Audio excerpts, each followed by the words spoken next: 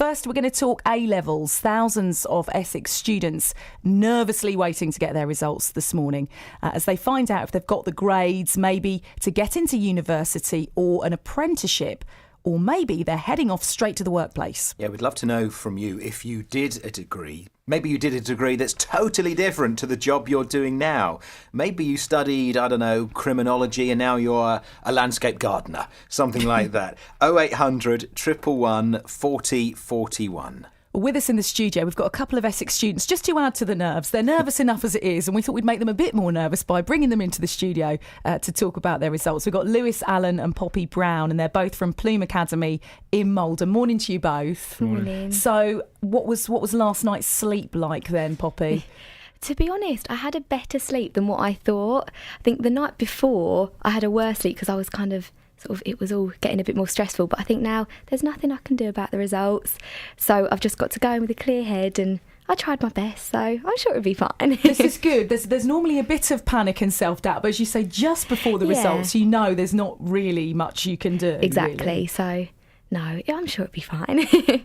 Lewis, under the way things are done now, perhaps differently to some of us older folk, a lot of the subjects are now, it's 100% assessed in the final exam, isn't it? Rather than coursework throughout the 2 years. What was it like for you? Was a lot of your potential grade coursework or quite a lot down to that final exam? For all of my subjects, I'd say that I did French, Spanish and PE. So with PE, we did a practical assessment, which kind of counted as coursework. So we kind of analysed one of our performances from, say, I played rugby for the season, and we got video footage and we analysed that and went through all that as coursework. But for French, for French and Spanish, it was more obviously it was reading, listening, writing and speaking. So I'd say that speaking and the writing kind of counted more as coursework than the rest. Right, so it's not all down to the final day when you're sitting in that exam hall. No, it's still there's still an element of coursework throughout the year. One of your exams was completely one based of on mine, that result and no coursework, yeah, was it, Poppy? My business one, I did 3 exams and that was all exam based. I had no coursework for that. So yeah, for me, that one, it was all the pressure in those exams. But for my other 2, geography, I think it was 30% worth of my grade was coursework, and then for IT, I think it was again 30%. But for some exams, like I say, with business and for a few others for other people, it was 100% exam. How do you cope with the pressure? Because it is hard learning everything and feeling that it matters so much. How do you cope?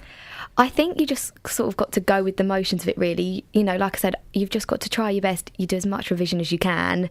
And I think for each person it's different. But for me, I just sort of did all the revision. I started quite early. And like I said, I think you've just got to go with what works best, or whatever revision techniques work for you. You've got to, I think for our school, sort of no matter who you really knew, we just all kind of gathered together and did all the revision sessions together, make all the notes. So I think that really helped, and I think maybe if we wouldn't have had that, it would have sort of still had that element of sort of a little bit of scariness when you went into the exam. So no, I think that definitely helped with sort of the pressure, really. So what's the plan then, Lewis? I mean, obviously we've got to wait to see what happens later, but Sure. French and Spanish, why did you want to sort of focus on the languages so much? Well, throughout my time at school, I've always had more of a taking towards French and Spanish, so it's always going to be slightly easier to decide what I wanted to do after that. And I think when A levels came along, the concept of them, I kind of looked at all of the subjects and said, look, if I'd be kidding myself if I didn't go for what I was really strong at. And I found that French and Spanish was just kind of my natural kind of calling as such. But apart from that, it was just quite an easy decision, really. And that's what you'd like to do at uni? Yeah, it's what I'm doing. So I'm going on to go to Surrey to do French and Spanish as part of a modern languages degree, and I think I have to take up Portuguese as well as part of it. But oh goodness me! So, just for the first year, just for the first year. I think. No biggie. What do you make of this? There's some research come out today saying there's been a steady fall in the number of teenagers who think that they need to go to uni. What do you think about that? I think in the workplace nowadays, I think I've been reading recently, they're saying that employers aren't looking for so much university degrees. They're looking for more work experience and job kind of like knack, if that makes sense. So there's not so much of an emphasis on making sure you get your A levels and then going on to university just to carry on.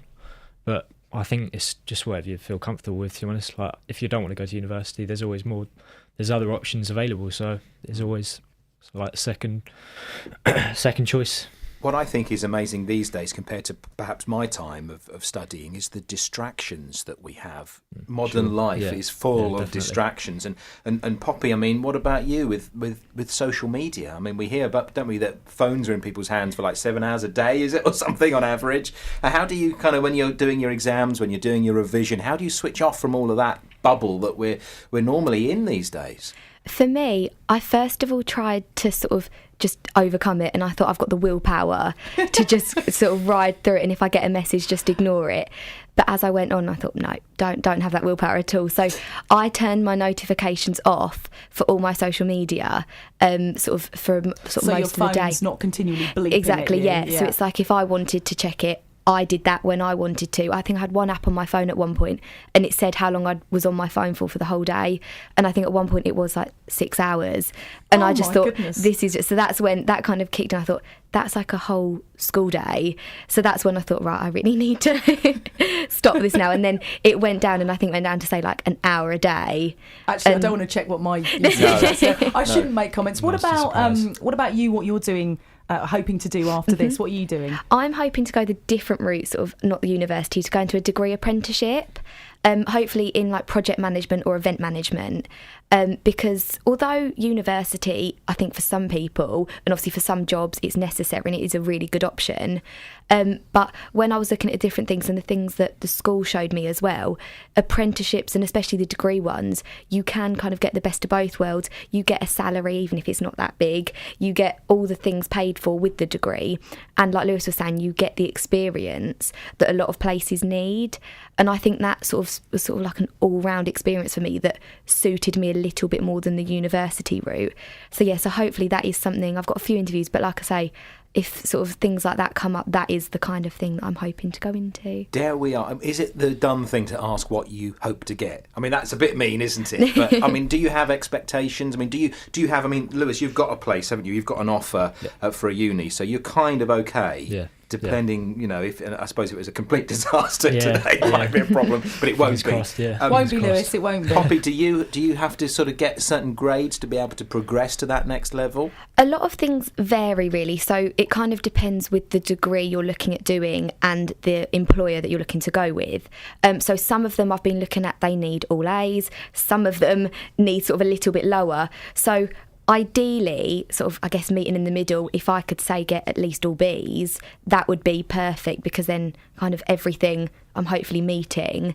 Any more than that would be amazing. But I mean, sort of, like I say, if you try your best, Well, fingers crossed to you both, and you seem pretty sorted in what you want to do anyway. And if it isn't quite what you hoped for your results, you'll be fine anyway, absolutely. Fine. And you've not got long to wait now, 9 o'clock, isn't it? Yeah. 9 And so do you have to go back to the Plume now to get the results, or how do you get them? Yeah, we pick them up from the Plume, so doors open at 9, then we just go from any point on, I think. So whenever you can bring yourself to get up there. It's quite nice. I think that's still quite nice to go back like we did. But I know some youngsters these days get emails, and you just get it on your phone from whatever time in the morning when you're sitting at home on your own sort of thing. But at least you've got that shared experience. So good luck to both of you. Thank you for coming in. Lewis Allen and Poppy Brown from Plume Academy. Will you tell us later how you got on? Yeah, sure. Yeah, we do. can give an update tomorrow. We will. Good Thank luck. you. Coming up to 7:17 now, it's BBC Essex.